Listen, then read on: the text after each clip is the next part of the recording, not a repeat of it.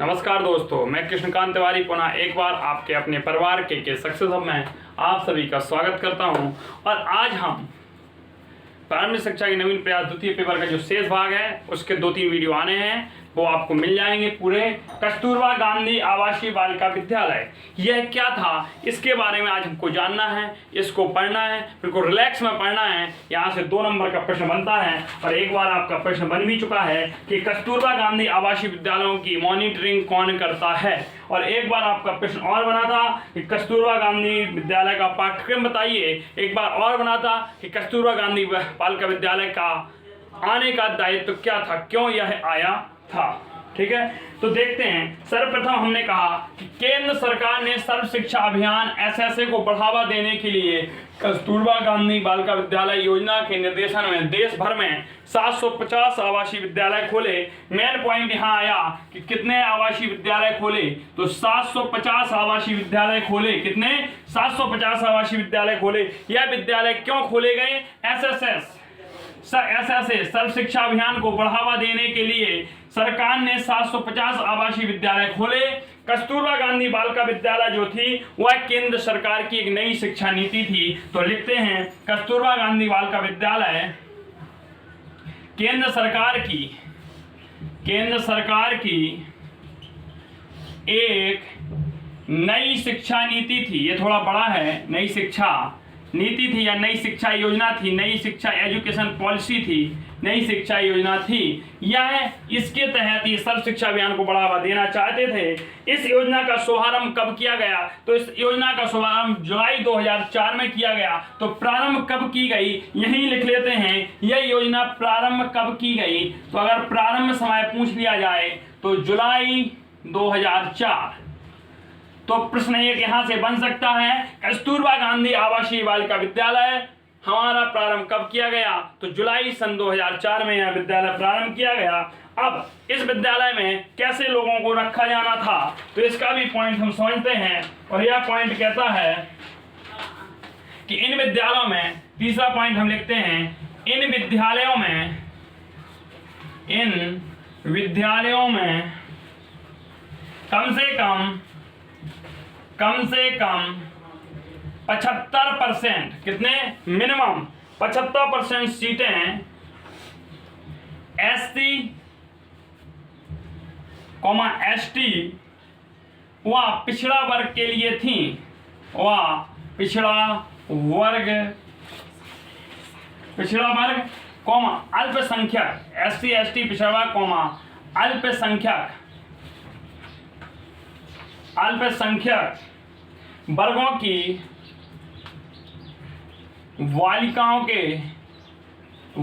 वर्गों की बालिकाओं हेतु आरक्षित थी। 25% सीटें शेष 25% सीटें, जो 25% सीटें थी वह गरीबी रेखा के नीचे जीवन यापन करने वाले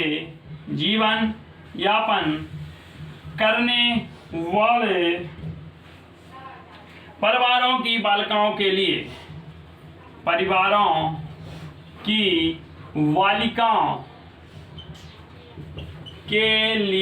थी।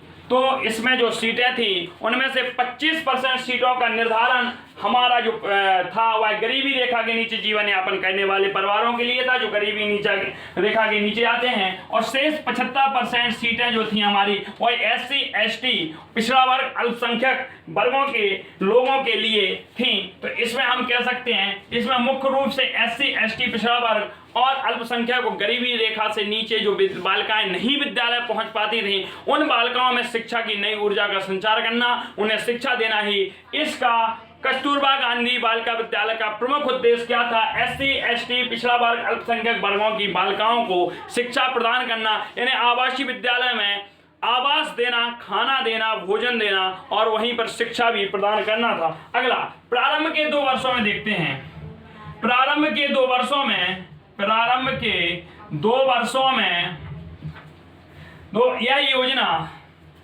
यह योजना SSA के अंतर्गत एक क्वेश्चन है एसएससी कब आया, हम पढ़ा चुके हैं प्ले लिस्ट में। आप चैनल पे जाइए, लिंक दी है डिस्क्रिप्शन बॉक्स में, वहां पे देखिए, आपको जरूर मिल जाएगा। नहीं मिलता है वहां पर तो आप मेरे चैनल को सर्च कीजिए और वहां पे जाके देखिए, आपको एसएससी के बारे में एक पूरा वीडियो डाला है 25 मिनट का। प्रारंभ के 2 वर्षों में, क्योंकि एसएससी आपकी इंपॉर्टेंट है, यह योजना एसएससी के तहत काम करती थी, एसएससी के तहत काम करती थी, सर्व शिक्षा अभियान के तहत काम करती थी। लेकिन सन 2007 में यह एसएससी से अलग होकर, लेकिन 1 अप्रैल 2007 में यह योजना अलग कार्य करने लगी, एसएससी से पृथक हो गई। तो क्वेश्चन बन सकता है कि कस्तूरबा गांधी बालिका विद्यालय एसएससी से कब पृथक हुआ, तो 1 अप्रैल सन 2007 को यह योजना अलग कार्य करने लगी, मतलब अलग पृथक हो गई, करने लगी। यहां तक मेरे भाई बहनों को समझ में आ गया होगा। अगला पॉइंट हम देखते हैं, योजना विस्तार और प्रकृति। इतना हमारा था कस्तूरबा गांधी बालिका विद्यालय का सामान्य परिचय। इसमें क्या था कि प्रारंभ जुलाई 2004 में हुआ। केंद्र सरकार ने एसएससी को बढ़ावा देने के लिए पूरे देश में 750 आवासीय विद्यालयों को खोला, और इन विद्यालयों में क्या था, यह केंद्र सरकार द्वारा चलाई गई एक नई शिक्षा योजना थी। अगला पॉइंट, इन विद्यालयों में कम से कम 75% SC ST अपना अल्पसंख्यक वर्ग, पिछड़ा वर्ग, और इसके बाद जो 25% सीटें बचती थी, वह 25% सीटें गरीबी रेखा के नीचे जीवन यापन करने वाले लोगों के लिए थी। इसके बाद योजना विस्तार और प्रकृति देखते हैं हम। योजना विस्तार व प्रकृति हेडिंग है आपकी, यह है। इसके अंतर्गत जानना है इसी में योजना विस्तार यह कहाँ क्रियान्वित होती थी, इसका विस्तार कितना था, इसके बारे में हम जान लेते हैं कि इसका विस्तार कहाँ कहाँ था। तो देखते हैं इसका विस्तार क्या था। यह ऐसे क्षेत्रों में चलाई गई, देखो लिखते हैं योजना विस्तार में पहला पॉइंट हमारा क्या है, यह ग्रामीण महिला साक्षरता दर, यह वहां क्रियान्वित की गई जहां महिला साक्षरता दर राष्ट्रीय स्तर 47.13%, इतनी राष्ट्रीय स्तर महिला शिक्षा दर थी। इससे कम हो तो यह कहां क्रियान्वित की गई, यह वहां क्रियान्वित की गई जहां महिला साक्षरता दर राष्ट्रीय स्तर 47.13% से कम थी। उस जगह पर इन आवासीय विद्यालयों का निर्माण किया गया, पहला है। दूसरा, और इसमें एक शर्त और थी, और 2001 की जनगणना के अनुसार, और 2001 की जनगणना के अनुसार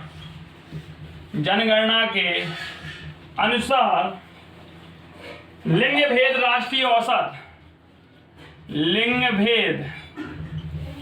राष्ट्रीय औसत 21.59 से अधिक हो, इससे अधिक होना चाहिए, वहीं क्रियान्वित होगी। दूसरा पॉइंट, इस योजना के अंतर्गत कहा गया था कि अब इसकी, ये तो हो गया हमारा विस्तार कहाँ करना था, जहां राष्ट्रीय महिला साक्षरता दर 47.35% से कम हो तथा लिंग भेद परसेंटेज 21.59% से अधिक हो। अब कहां पर इसकी आवश्यकता पड़ी, तो देखते हैं कहां पर हुई आवश्यकता,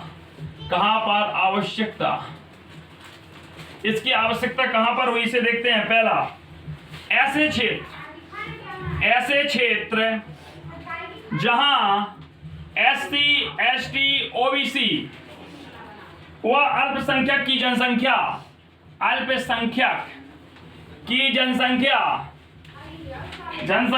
अधिक हो, कैसी हो, अधिक हो, उनमें से इनमें जो इतने लोग हो, इनकी जनसंख्या अधिक हो। लेकिन दूसरी शर्त क्या थी, वह उनमें से महिला साक्षरता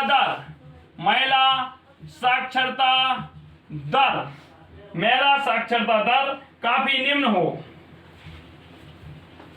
ऐसा ना हो काफी निम्न हो। इनके कहने का तात्पर्य था कि ऐसे क्षेत्रों में जहां एससी, एसटी, ओबीसी और अल्पसंख्यक वर्ग की जनसंख्या अधिक हो, लेकिन ऐसा ना हो कि वो अधिक तो है अब, लेकिन वहां की महिलाएं अधिक शिक्षित है तो कोई जरूरत नहीं है, वहां की महिलाएं क्योंकि जागरूक हो चुकी हैं। तो ऐसा दो कंडीशन थी, पहली कि इनकी जनसंख्या भी ज्यादा हो तथा इनकी महिलाओं साक्षरता दर, जो महिलाओं की साक्षरता है, पढ़े लिखे होना वो कम हो। और एक और इसमें था सेकंड पॉइंट, वो बिल्कुल वीडियो को देखें, लिखते चलें, टेलीग्राम चैनल से जुड़ जाएं, वहां पर आपको पूरे पेज प्रोवाइड करा दिए जाएंगे। इस तरह से आपको लिखित हस्त नोट के पन्ने आपको दे दिए जाएंगे।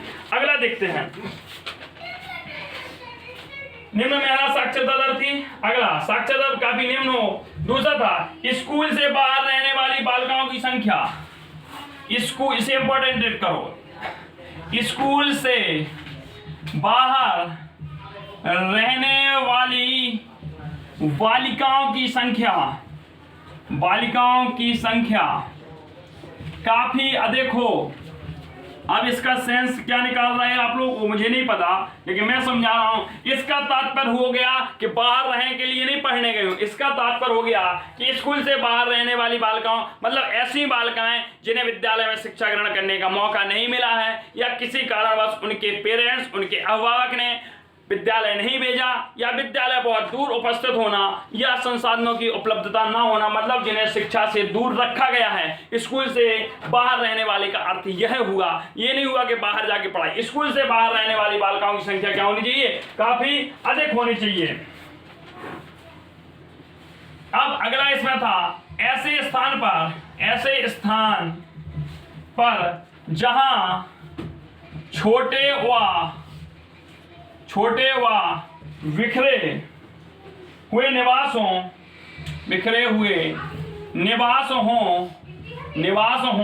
वहां स्कूल की स्थापना संभव ना हो। बिखरे हुए निवास हों व स्कूल की स्थापना संभव ना हो, व स्कूल की स्थापना संभव ना हो। मतलब जहां जनसंख्या कम होगी तो निश्चित है कि हमारे विद्यालय नहीं खोले जाएंगे। तो निश्चित है ऐसे स्थानों पर जहां छोटे छोटे निवास हो, पुरवा टाइप की बसें हों, तो ऐसे एक एरिया में ब्लॉक बाई लेके वहां पर एक विद्यालय स्थापित करें आप, कस्तूरबा आवासीय गांधी विद्यालय, और वहां की एससी, एसटी, ओबीसी और अल्पसंख्यक पिछड़ा वर्ग तथा गरीबी रेखा से नीचे जीवन यापन करने वाली बालिकाओं को शिक्षा उपलब्ध कराएं आवासीय विद्यालय के माध्यम के द्वारा। इसके बाद इतना हो गया। इसमें कब आवश्यकता थी, एक नोट बना के, स्टार बना के पॉइंट लिख लीजिए। पॉइंट है कि 1 अप्रैल 2008 के बाद भी इसमें बदलाव किए गए, लेकिन वह बदलाव अपने सिलेबस में नहीं है। 8 के बाद भी बदलाव किए गए। अब इसके बाद हम देखते हैं कि इसके उद्देश्य क्या थे। अब हमें उद्देश्य जानना है कस्तूरबा गांधी विद्यालय के उद्देश्य क्या थे हमारे, हमको जानना है। अब इसके उद्देश्य, किस उद्देश्य के तहत इस विद्यालय, पहला उद्देश्य तो हमने जान लिया कि एससी, एसटी, ओबीसी, अल्पसंख्यक तथा गरीबी रेखा के नीचे जीवन यापन करने वाली बालिकाओं को शिक्षा ग्रहण कराना। अब देखते हैं पहला, विषम परिस्थितियों में जीवन यापन करने वाली अभिवंचित वर्ग की बालिकाओं हेतु, भाई वीडियो देखा थोड़ा सही आ रहा है, हेतु आवासीय विद्यालय के माध्यम से गुणवत्ता युक्त प्रारंभिक शिक्षा उपलब्ध कराना, सब ओके, उपलब्ध कराना, कोई दिक्कत नहीं, बैठे आप। पहला था। दूसरा, पहला था कि विषम परिस्थितियों में जीवन यापन करने वाले, अर्थात कहने का तात्पर्य जैसे हमने अभी कहा कोई पहाड़ी इलाके में लोग बाग निवास कर रहे हैं, या जैसे ही कहा वहाँ छोटे छोटे पुरवाएं विद्यालय स्थापित नहीं किए जा सकते। पता चलता है एक गांव की जनसंख्या मात्र 200 400 500 लोग ही हैं उस गांव में, और एक छोटा सा पुरवा वहाँ क्या है स्थापित है। तो ऐसे जगह हम क्या करें, ऐसे जगह ही इन विद्यालयों को स्थापित करना इसका मेन उद्देश्य था। अगला पॉइंट क्या है इसमें देखते हैं। अगला पॉइंट था दूसरा, माता पिता अभिभावकों को, माता पिता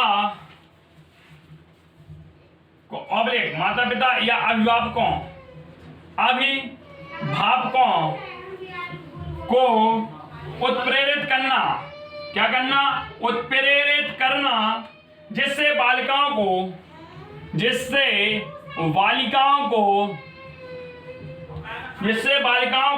कस्तूरबा गांधी, उत्प्रेरित करना जिससे बालिकाओं को कस्तूरबा गांधी विद्यालय में भेजा जा सके, कस्तूरबा गांधी आवासीय विद्यालय में भेजा जा सके, आवासीय विद्यालय में भेजा जा सके। अगला उद्देश्य क्या था, तीसरा उद्देश्य क्या था, मूलतः ऐसी बालिकाओं पर ध्यान देना जो विश्वविद्यालय से बाहर हो, मूलतः ऐसी बालिकाओं पर ध्यान देना जो विद्यालय से बाहर हो और उनकी उम्र 10 वर्षों, अर्थात कहने का तात्पर्य ऐसे भी लोग थे जिनकी उम्र 10 वर्ष हो गई और विद्यालय नहीं पहुंच पाए। तो ऐसी बालिकाओं को, इनके गार्जियंस को, इनके माता पिता को आप समझाएं, एज अ टीचर समझाएं, एज अ जो इसकी एक कमेटी स्थापित की गई थी, उस कमेटी में शिक्षकों का एक समूह बनाया गया था, उन्हें प्रोत्साहित करें ताकि वह कस्तूरबा गांधी आवासीय बालिका विद्यालय में एडमिशन दिलवा सकें। अगला इसका उद्देश्य क्या था, एक स्थान से दूसरे स्थान पर घूमने वाली विशेषता, इंपॉर्टेंट, मूलतः या विशेषता एक स्थान से दूसरे स्थान पर घूमने वाली जाति या समुदायों की बालिकाओं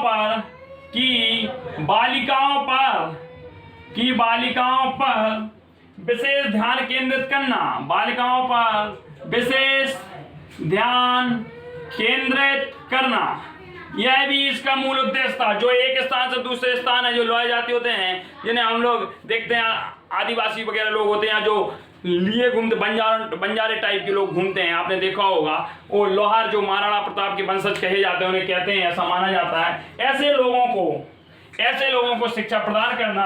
अगला देखते हैं इसमें और क्या था, और मेन सबसे इंपॉर्टेंट उद्देश्य एक और था, वो लिखना भूल गए, 75% SC ST OBC व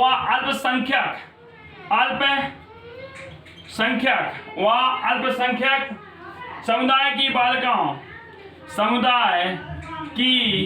बालिकाओं व 25% गरीबी रेखा से नीचे जीवन यापन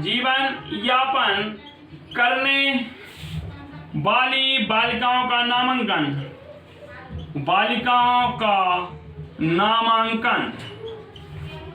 अगला देखते हैं इनका कार्यान्वयन क्या था, संचालन क्या था और मूल्यांकन क्या था। एक और अंतिम हेडिंग बची है आपकी, इनका क्या था। इसके बाद वित्तीय मानक, इसके बाद जो प्रश्न पूछे गए हैं वो मतलब आपका और अभी 5-10 मिनट लेंगे हम, लेकिन दोस्तों इसको पढ़ लेने के बाद एक भी क्वेश्चन बाहर नहीं जाएगा। ये आप खुद से महसूस कर चुके हैं, अब आप तैयारी में जुड़ गए। जब आप प्रारंभिक शिक्षा के नवीन प्रयास की पुस्तक उठा के देख रहे होंगे, गाइड उठा के देख रहे होंगे, तो आपको लगा होगा यस सर ने फैक्ट टू फैक्ट ही बात की है।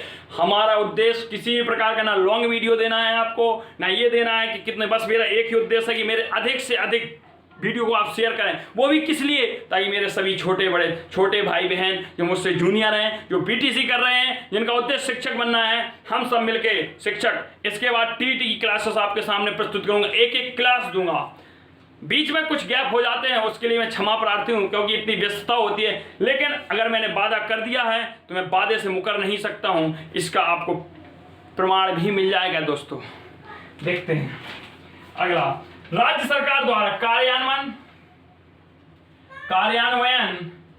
संचालन वह मूल्यांकन और समय से देगा। ऐसे नहीं कि वादा हम पूरा करने के लिए पेपर के 2 दिन पहले कोर्स पूरा करें, नहीं, समय से कोर्स होगा ताकि आपको कम से कम 15 दिन का रिवीजन का टाइम मिल जाए। ऐसे समय पर कोर्स कराया जाएगा। ऐसा भी नहीं कि सर ने वादा किया तो एग्जाम के 1 दिन पहले, नहीं, आपका समय के पूर्व कराया जाएगा। इसके तौर पर आपको हिंदी की वीडियो भी मैं दे दूंगा, लगातार 3-4 वीडियो बना के उसमें खत्म कर दूंगा हिंदी।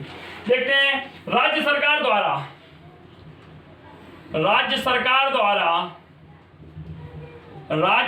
द्वारा महिला समाख्या सोसाइटी, कौन सी? महिला समाख्या सोसाइटी के माध्यम से वह अन्य राज्यों के माध्यम से वह अन्य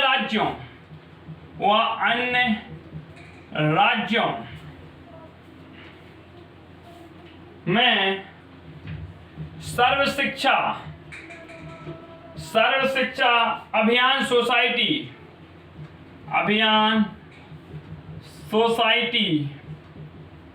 सर्व शिक्षा अभियान सोसाइटी के माध्यम से लागू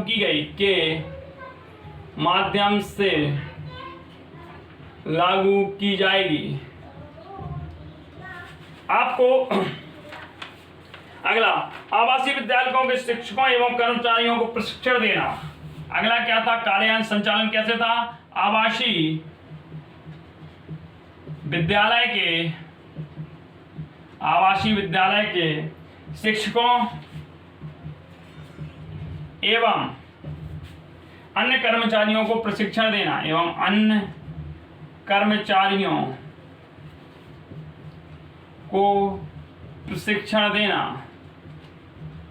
ये भी एक कार्य था। अगला पॉइंट क्या था? जिला शैक्षिक शिक्षा संस्थान डाइट, जिला शैक्षिक प्रशिक्षण संस्थान डाइट, प्रखंड संसाधन केंद्र और हमारा महिला समाख्या समाज सोसाइटी संसाधन समूह से सहयोग लेना, समूह के सहयोग से किया जाएगा। अब इसके वित्तीय मानक देखते हैं और वित्तीय मानक के साथ विद्यालय का पाठ्यक्रम जो पूछा गया है हमारा वो देखते हैं। वित्तीय मानक देखते हैं इसके क्या थे? वित्तीय मानक। इसके बाद आपका एक वीडियो फुल फॉर्म में आएगा। एसएससी का फुल फॉर्म क्या होता है, एनसीईआरटी का फुल फॉर्म क्या होता है, एससीईआरटी का फुल फॉर्म क्या होता है, एनपीई का फुल फॉर्म क्या होता है। एक फुल फॉर्म पूछा जाता है आपका, बहुत पूछा जाता है और 2 नंबर का प्रश्न बनता है यहाँ से। तो देखते हैं, एसएससी के लिए केंद्र व राज्य सरकारों के बीच, केंद्र और राज्य सरकारों के बीच 9वीं पंचवर्षीय योजना में, देखो 9वीं पंचवर्षीय योजना में ये अनुपात क्या था? ये था 85:15, मतलब 85 रुपया खर्च करेगी केंद्र सरकार, तो 15 रुपए खर्च करेगा कौन? राज्य सरकार। इसके बाद यह हमारा 10वीं पंचवर्षीय योजना में, 10वीं पंचवर्षीय योजना में यह अनुपात घट के रह गया 75:25, मतलब राज्य सरकार पे लोड बढ़ा और 10वीं हो गया 10वीं पंचवर्षीय। और बाद में क्या किया यार? 50-50 का रेशियो आ गया। एक पंचवर्षीय के बाद में 50-50 का आ गया। हाँ, एक इसमें आप इंपॉर्टेंट पॉइंट नोट करें, इसको लिखें। इसमें एसएसए और प्रारंभिक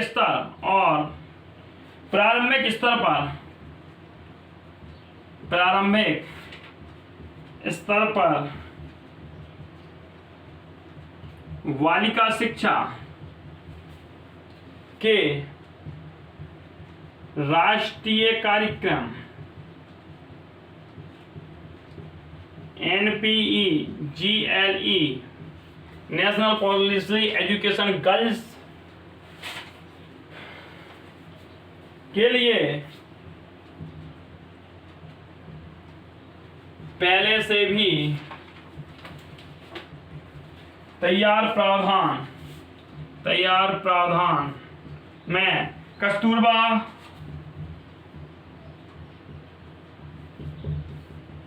गांधी बालिका विद्यालय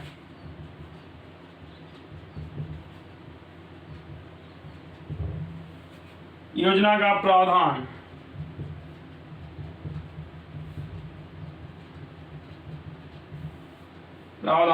अतिरिक्त प्रावधान होगा। मतलब कहने का था कि एसएसए और प्रारंभिक स्तर पर बालिकाओं शिक्षा के लिए एनपीईजीएल जो पहले से तैयार प्रावधान थे, उसके अलावा जो कस्तूरबा गांधी विद्यालय योजना का प्रावधान था वह अतिरिक्त प्रावधान होगा।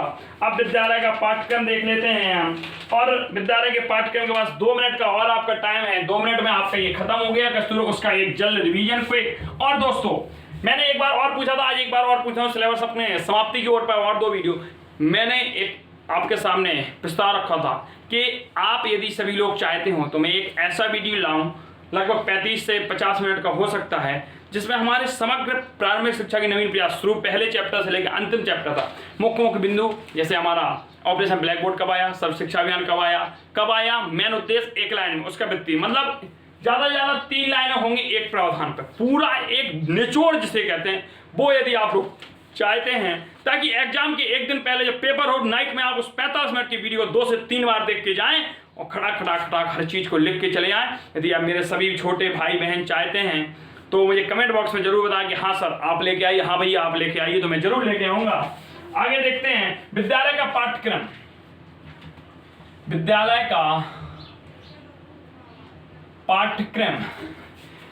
का पाठ्यक्रम क्या होना था, इस पे हम चर्चा कर लेते हैं। विद्यालय के पाठ्यक्रम में क्या था, पहला 11 से 14 वर्ष आयु वर्ग की बालिकाओं की शिक्षा व्यवस्था,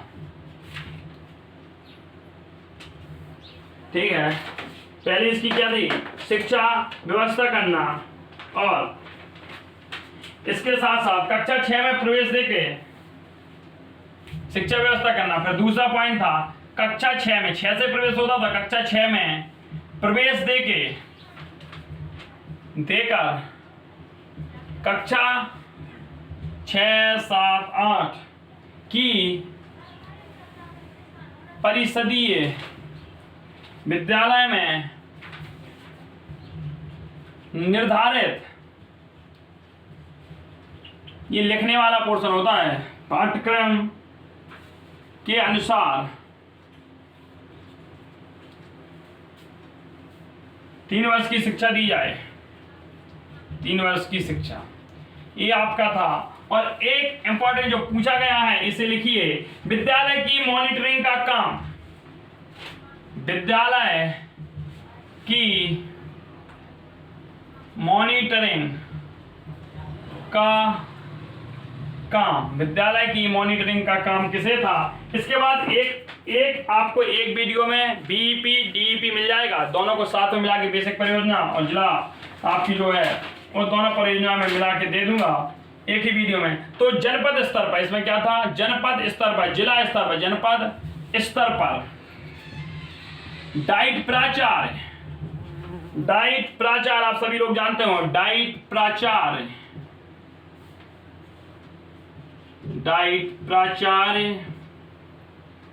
की अध्यक्षता में गठित जिला समिति द्वारा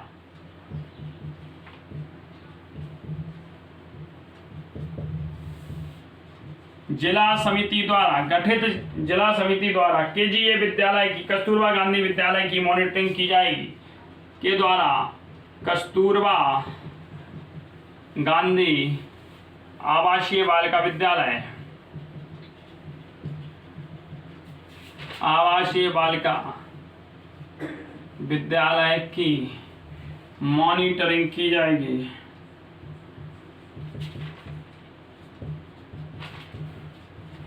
मॉनिटरिंग की जाएगी।